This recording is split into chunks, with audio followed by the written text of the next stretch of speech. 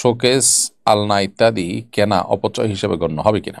এশার নামাজের জামাতের সময়ের ভিন্নতার কারণে এক জায়গায় নামাজ পড়ার পর অন্য জায়গায় আজান শোনা যায়, দুই আজানের কি জবাব দিতে হবে?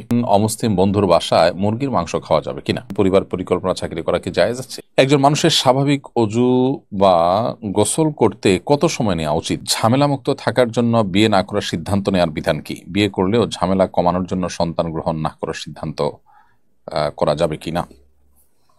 ঝামেলা মুক্ত সংসারের যে ঝক্কি ঝামেলা সেটা এড়াবার জন্য বিয়ে না করে যদি কেউ থাকতে চান, শরিয়ার দৃষ্টিকোণ থেকে সেটি জায়েজ হতে পারে যদি তিনি তার নিজের চরিত্রকে হেফাজত করতে পারবেন বলে তার নিজের প্রতি নিজের সে আত্মবিশ্বাস এবং কনফিডেন্ট থাকে, তবে এটিকে শরিয়া উত্তম কোনো কাজ মনে করে না। শরিয়ার দৃষ্টিকোণ থেকে উত্তম কাজ হবে আপনি বিবাহ শাদী সংসার সন্তান সন্ততি লালন পালন করার পাশাপাশি আল্লাহ রাব্বুল আলামিনের ইবাদত বন্দিগি এগুলোর মধ্যে মাশগুল হওয়া, নিজের আখিরাতের কাজে এগিয়ে যাওয়া। এটা হবে আপনার জন্য সর্বোত্তম উপায় এবং সর্বোত্তম ডিসিশন।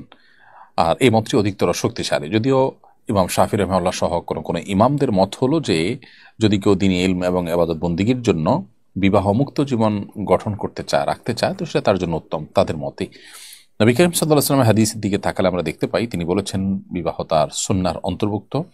বিবাহ ছাড়া থাকতে চাওয়া সাহাবায়ে কেরামকে নবী সাল্লাল্লাহু আলাইহি ওয়াসাল্লাম বিবাহ করা, সংসার করার প্রতি উদ্বুদ্ধ করেছেন। এখান থেকে বোঝা যায় যে সে উত্তম।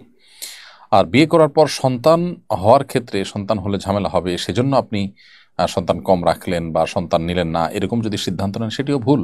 কারণ নবী করিম সাল্লাল্লাহু আলাইহি ওয়াসাল্লাম বিভিন্ন হাদিসের আলোকে বোঝা যায় সন্তান গ্রহণ করতে বিরত থাকার বিষয়টিকে তিনি মোটেও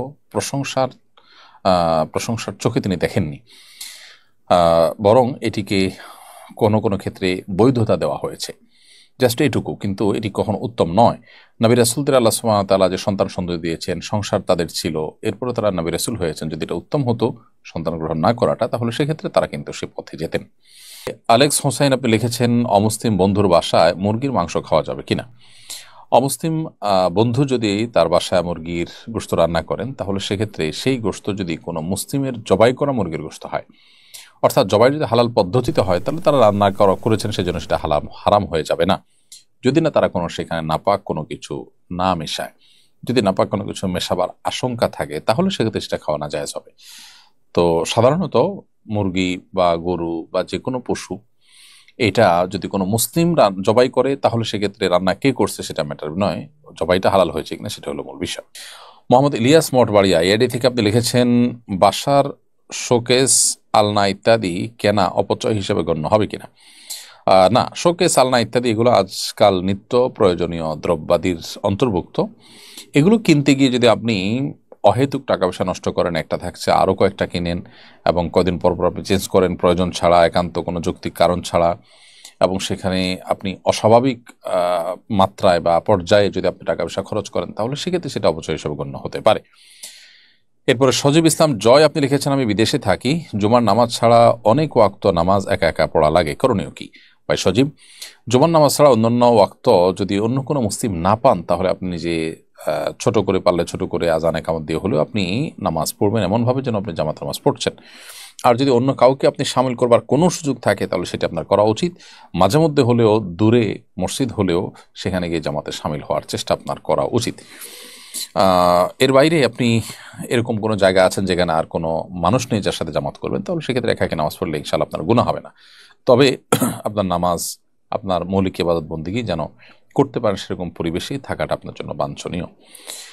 ঝালকাঠির নলছিটিতে জমাজমির জন্য মেয়েরা বাবাকে 8 দিন তালাবদ্ধ করে রেখেছে, এরকম একটি ঘটনা পত্রপত্রিকা এসেছে। বাবার প্রতি সন্তানের এই ধরনের আচরণ সম্পর্কে শরীয়তের বিধান কি? দেখুন, যে সন্তানরা এটি করেছে তারা তো কুলাঙ্গার সন্তান, সেটি বলার অপেক্ষা রাখে না। বাবা মাকে যেখানে উফ বলবার সুযোগ নেই, তাদের সামনে যেখানে আপনার সামান্য একটু বিরক্তির ভাব প্রকাশ করবার সুযোগ নেই, সেখানে বাবাকে তালাবদ্ধ করে রেখে তারই সম্পদ, তারই জমি জমার ভাগ নেওয়ার জন্য যে মেয়েরা বা যে ছেলেরা, যে সন্তানরা এ ধরনের কাজ করেছে, তাদেরকে আইনের আওতায় আনা উচিত। যার সম্পদ এটা তার অধিকার, তিনি জীবদ্দশা সম্পূর্ণ ভোগ করে যেতে পারেন, দান করে যেতে পারেন, কিছু রেখে যেতে পারেন, সেখানে তাকে রীতিমতো বেঁধে বা তাকে তালাবদ্ধ করে রেখে, তাকে আটক করে রেখে তারই সম্পদ দখল করতে চাওয়া, এটা দিন দুপুরে ডাকাতির মতো। এ সমস্ত সন্তানরা সন্তান নয়, তারা কুসন্তান, তারা কুলাঙ্গার, তাদেরকে আইনের আওতাও আনা উচিত এবং তারা দিনই কোনো শিক্ষা, ন্যূনতম মুসলমান বা ইসলামের কোনো ছিটাফোঁটা তারা পেয়েছে বলে মনে হয় না।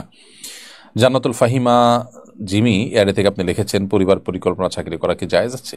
পরিবার পরিকল্পনার যদি এমন কোনো ডিপার্টমেন্টে আপনি চাকরি করেন যে ডিপার্টমেন্ট থেকে চাকরি করলে কোনো হারাম বা কোনো খারাপ কাজে আপনাকে ইনভলভ হতে হয় না, তাহলে সেই কাজে আপনি চাকরি করতে পারবেন। আর যদি পরিকল্পনার এমন কোনো ডিপার্টমেন্টে আপনি চাকরি করেন যেখানে আসলে দিন শেষে এমন কাজ করছেন, মানুষকে পরিবার পরিকল্পনার নামে স্থায়ীভাবে জন্ম নিয়ন্ত্রণকরণ, তারপরে আরও ইসলাম বিরোধী বিভিন্ন যে সমস্ত প্রচারণা রয়েছে, বিভিন্ন কর্মকাণ্ড রয়েছে, সেগুলোর সাথে যদি আপনাকে সামিল হতে হয়, তাহলে সেটা আপনার জন্য নাজায়েজ হবে। অর্থাৎ এখানে দেখার বিষয় হলো আপনার ডিউটিটা এক্স্যাক্টলি কী, তার উপর নির্ভর করবে আপনার এই চাকরি হালাল নাকি হারাম সেই বিধান। একজন মানুষের স্বাভাবিক অজু বা গোসল করতে কত সময় নেওয়া উচিত? কেউ কেউ অজুর অঙ্গসমূহ ধৌত করার সময় বারবার ঘষতে থাকেন। এমন করতে করতে অনেক সময় 10 মিনিট ধরে অজু করেন। এমনও হয় যে এর কারণে নামাজও ঠিক সময় মতো পড়তে পারে না। এক্ষেত্রে করণীয় কি? স্বাভাবিকভাবে অজু গোসল করতে আসলে কি পরিমাণ সময় লাগবে, শরীয়তের জন্য কোনো সময় সীমা ঠিক করে দেয়নি, তবে কি পরিমাণ পানি লাগবে সেটা কিন্তু বলা হয়েছে। আনুমানিক মিডিয়াম সাইজের গ্লাস আছে, এই গ্লাসের 1 গ্লাস পানি দিয়ে বা একটু কম পানি দিয়ে নবী সাল্লাল্লাহু আলাইহি ওয়াসাল্লাম অজু করে ফেলতে পারতেন। আর গোসলেও তার খুব সামান্য পরিমাণ পানি লাগতো, যেটা আমাদের কাছে অনেকটা অকল্পনীয়। তো সময়ের ব্যাপারটা হলো যে যদি কেউ ভালোভাবে ডোলে অজু করতে অন্য দশজনের চেয়ে তার একটু বেশি সময় লাগে, অসুবিধা নেই। কিন্তু আপনি যে পয়েন্টটি উল্লেখ করেছেন যে অনেকে দেখা যায় 10 মিনিট ধরে অজু করে, এটা তো অস্বাভাবিক, এটা তো অবশ্যই গর্হিত কাজ। সময় আমাকে যে কাজে আমি সময় ব্যয় করবো, সেই সময়টা ব্যয় করতে যদি আমি সীমা ছাড়িয়ে চলে যাই, তাহলে সেক্ষেত্রে অবশ্যই সময়েরও অপচয়ের ব্যাপার আছে। আল্লাহ সুবহানাহু ওয়া তাআলার কাছে কিয়ামতের দিন আমাদের সময় সম্পর্কেও কিন্তু জিজ্ঞাসার মুখোমুখি হতে হবে।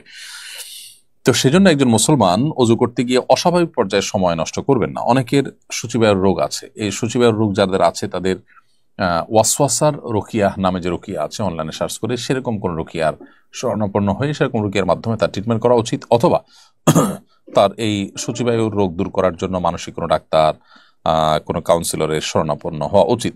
সোজা কথা যে একই অঙ্গ বারবার করে ধুইতে থাকা এটা কোনো জায়েজ কাজ নয়।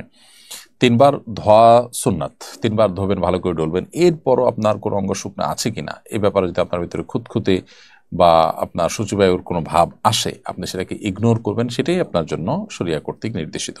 জাস্ট ইগনোর করতে হবে যে 3 বার আমি ধুয়েছি, নবী সাল্লাল্লাহু আলাইহি ওয়াসাল্লাম 3 বার ধোয়ার নির্দেশনা করেছেন, সেটা আমি করেছি, ডলেছি, অথবা আমার দায়িত্ব শেষ।